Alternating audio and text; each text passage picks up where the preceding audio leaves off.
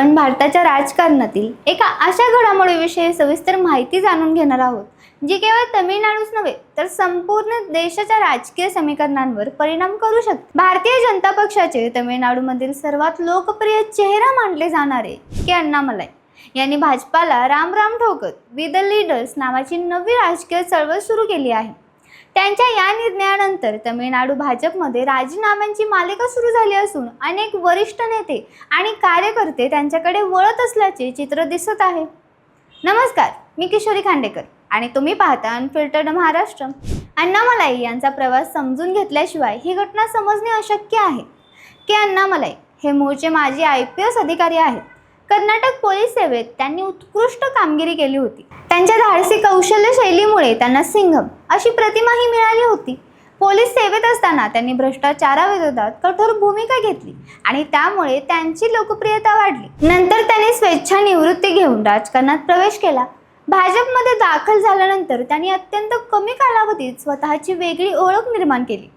तमिळनाडूमध्ये भाजपला ऐतिहासिकदृष्ट्या मजबूत आधार कधीच मिळाला नव्हता। राज्यात प्रामुख्याने द्रविड राजकारणाचा प्रभाव राहिला आहे।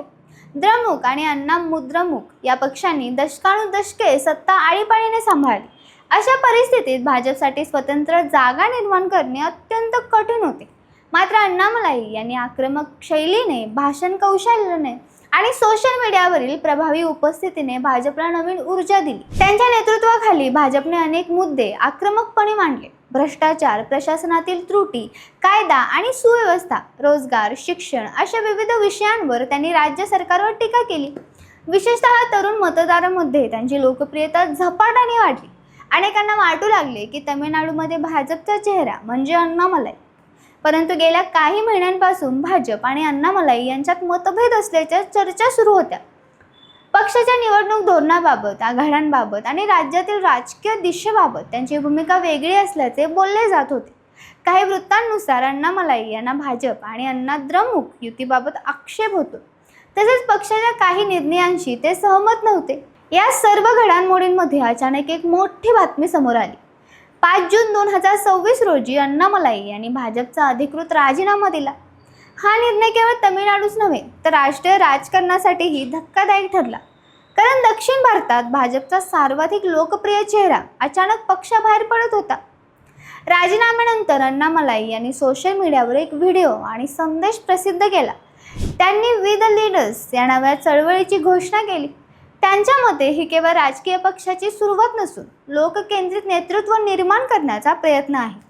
त्यांनी शिक्षण, आरोग्य, पर्यावरण, शाश्वत विकास आणि युवक नेतृत्व या विषयांना केंद्रस्थानी ठेवण्याची घोषणा केली। अण्णामलाई यांनी म्हणले की तमिळनाडूसाठी त्यांची राजकीय दृष्टी आणि भाजपची दृष्टी यामध्ये आता सौम्य उरलेले नाही, त्यामुळे स्वतंत्र मार्ग स्वीकारण्याचा निर्णय त्यांनी घेतला।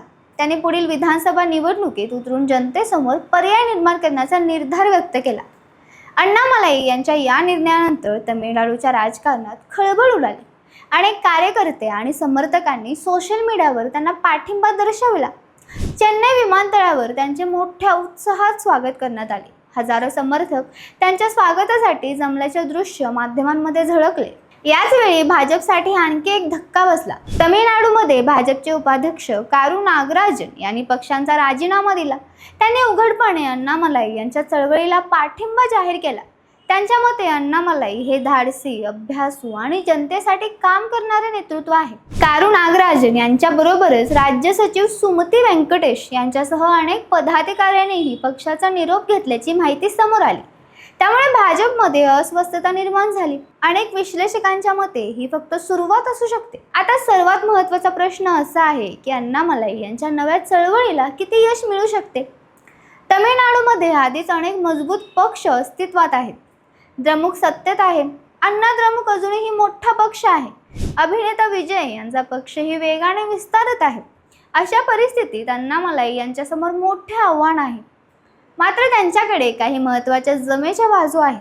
पहिली म्हणजे त्यांची स्वच्छ प्रतिमा, दुसरी म्हणजे त्यांचा प्रशासकीय अनुभव आणि तिसरी म्हणजे युवकांमधील लोकप्रियता, चौथी म्हणजे सोशल मीडियावर असलेला प्रचंड प्रभाव। अनेक राजकीय विश्लेषकांचं मत आहे की अण्णामलाई भाजपमध्ये राहिली असते तर त्यांची प्रतिमा राष्ट्रीय नेत्याची बनली असती, पण स्वतंत्र पक्ष स्थापन करून त्यांनी मोठा राजकीय धोका स्वीकारला आहे।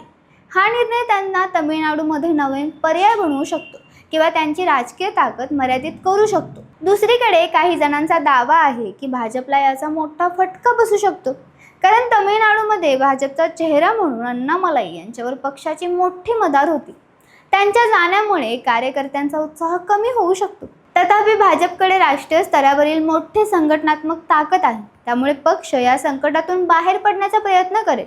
नवीन नेतृत्व पुढे आणण्यावर भर दिला जाईल. आता वी द लीडर्स या चळवळीचे भवितव्य काय असेल, हा सर्वात मोठा प्रश्न आहे. जर अण्णामलाई मोठ्या प्रमाणावर कार्यकर्ते, स्थानिक नेते आणि तरुणांना जोडण्यास यशस्वी झाले तर ते तमिळनाडूमध्ये तिसरी किंवा चौथी मोठी राजकीय शक्ती बनू शकतात. त्याचवेळी जर संघटन उभारण्यात अडचणी आल्या, आर्थिक संसाधने कमी पडली किंवा मतांचे विभाजन झाले तर त्यांचा पक्ष अपेक्षित यश मिळवू शकणार नाही.